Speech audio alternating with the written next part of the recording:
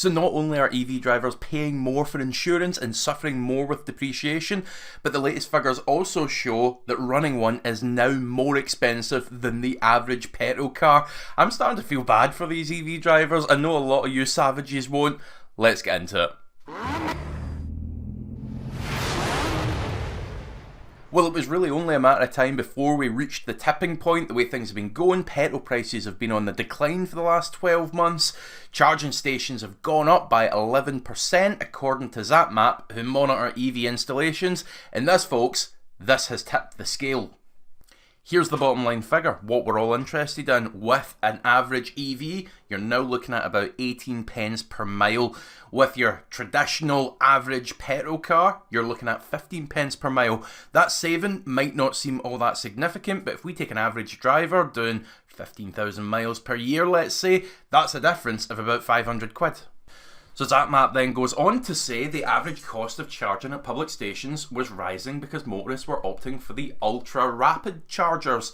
Ultra-rapid chargers accounted for 45% of all the charging in December 2023 compared to 29% a year earlier. And I can already hear it. I know what the defence on this is going to be. People are going to say, well, you're not forced to use an ultra-rapid charger, but come on. Convenience is already a major point of contention when it comes to running one of these EVs. You're going to want to charge as quickly and efficiently as possible. Even using one of these ultra fast chargers is still likely to take hours if your battery is low to begin with.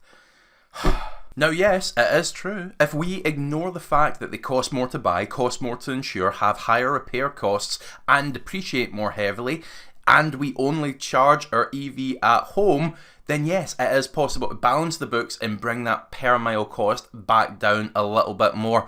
But this introduces another problem, because a driveway, which is really required for charging, is a luxury that not an awful lot of us have access to.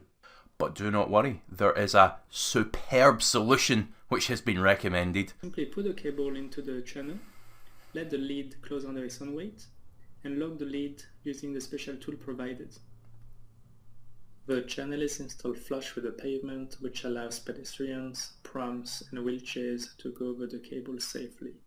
So yes, this is something that genuinely exists out there. In fact, if you live in Cornwall, this is something that you can actually apply to your council for. And let me set the scene for you. You've paid your £165 application fee, which is set to increase in April, by the way. You've waited the 4-week decision period. They've given you the okay.